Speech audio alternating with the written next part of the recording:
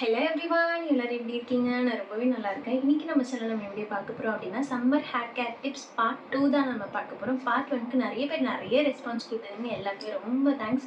வாங்க பார்ட் 2 பார்த்துலாம். அதில் மிஸ் பண்ண விஷயங்கள் எல்லாத்தையுமே நம்ம இதில் பார்க்க போகிறோம். அதெல்லாம் பார்க்கறதுக்கு முன்னாடி நீங்கள் நம்ம சேனலுக்கு ஃபர்ஸ்ட் டைம் நம்ம சேனல் மறக்காமல் சப்ஸ்கிரைப் பண்ணிக்கோங்க. அந்த பக்கத்தில் இருக்க பெல் ஐக்கானை ஃபில் பண்ணிக்கோங்க. இப்போ வாங்க நம்ம வீடியோக்குள்ளே போகலாம்.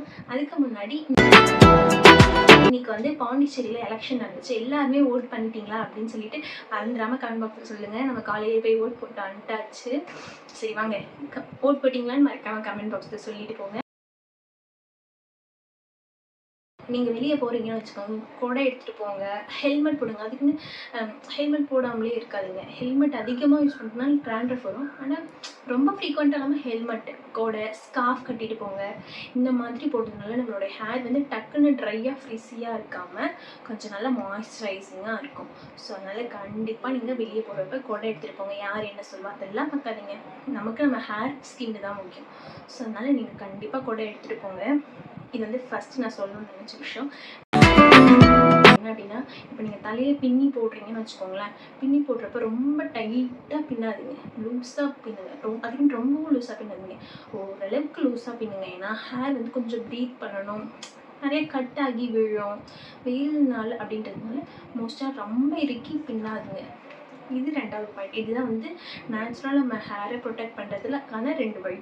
Next point cleanliness. Hair cleanliness. ஹேரை வந்து வீக்லி த்ரைஸ் ஆச்சும் நம்ம வந்து ரொம்ப க்ளீனாக மெயின்டைன் பண்ணுங்கள். ஏன்னா வெயில் நாள் வந்துட்டதுனால 3 டைம்ஸ் கண்டிப்பாக ஹேர் வாஷ் பண்ணுங்கள். ஏன்னா ப்ரீவியஸ் வீடியோவில் நான் சொல்லியிருக்கேன், திரும்பி ஏன் சொல்கிறேன் அப்படின்னு கேட்காதீங்க. ஆனால் இது ரொம்ப முக்கியமான பாயிண்ட்ன்றதுனால நான் திரும்ப சொல்லிகிட்டே இருக்கேன். வீக்லி த்ரைஸ் ஆச்சும் கண்டிப்பாக ஹேர் வாஷ் பண்ணுங்கள். அப்புறம் கண்டிஷ்னர், போன வீடியோவில் நான் இதை சொல்லலை, கண்டிஷ்னர் யூஸ் பண்ணுங்கள்.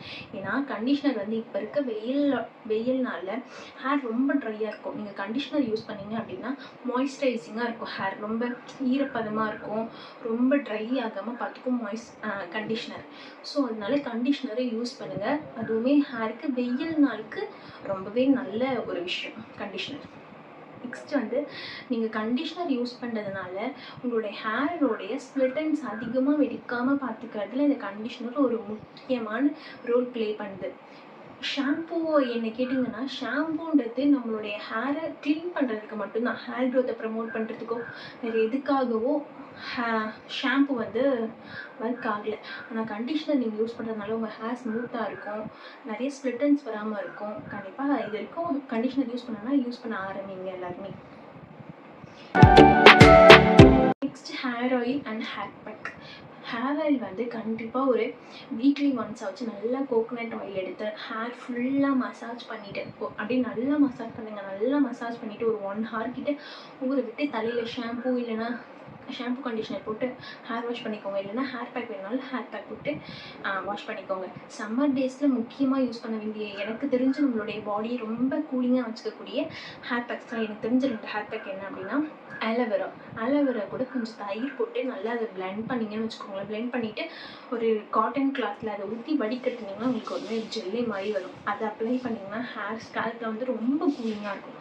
ஸோ இந்த ஹேர் பேக் ரொம்ப ஹீட்டாக இருக்குது அப்படின்னு நினைக்கிறவங்க இந்த ஹேர் பேக் யூஸ் பண்ணுங்கள்.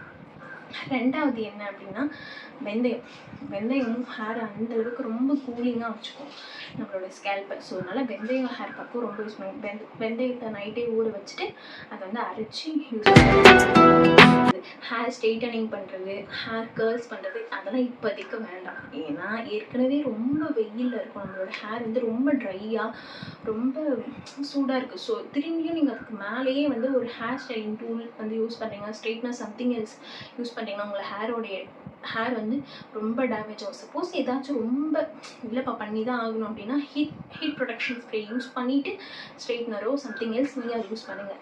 ஆனால் இப்போதைக்கு என்ன கேட்டிங்கன்னா இந்த மாதிரி ஸ்ட்ரெயிட்னர்ஸ்லாம் யூஸ் பண்ணாதீங்க, பெட்டர். ரெகுலராக ஹேர் வாஷ் பண்ணுவாங்க. சரி வெயில் நாள் வந்துச்சு ஹேர் வாஷ் பண்ணுறோன்னு சொல்லிட்டு தினமும் ஹேர் வாஷ் பண்ணக்கூடாது. அது வந்து ஹேருக்கு ரொம்ப ரொம்ப ரொம்ப நம்மளோட ஹேரை ரொம்ப அது காயப்படுத்தும். நம்மளோட ஹேர் ஸ்கேல்ப் அதை தான் சொல்லி ஆகணும். ரெகுலராக ஹேர் வாஷ் பண்ணக்கூடாது, தினமும் ஹேர் வாஷ் பண்ணக்கூடாது நான் சொல்கிறது. இப்போ நீங்கள் சப்போஸ் இப்போ வெயில் நாளுன்னு கண்டிப்பாக நம்மளோட ஸ்கேல்ப் வந்து வேர்க்க ஆரம்பிக்கும் தான். எல்லாருக்குமே வேர்க்க ஆரம்பிக்கும் தான். நீங்கள் இப்போ என்ன பண்ணுறீங்கன்னா உடனே வேர்வையிலே இருக்கப்ப உங்களுடைய சீப்பை வச்சு சீவினீங்கன்னு வச்சுக்கோங்களேன், அது இன்னமும் அழுக்கு தான் சேரும். அது அதுவே விட்டுட்டு நீங்க காய விட்டுட்டு கொஞ்சம் நேரம் கழிச்சு சீவுனீங்கன்னா, தானா அதுவே அந்த அளவுக்கு அழுக்கு சேராது.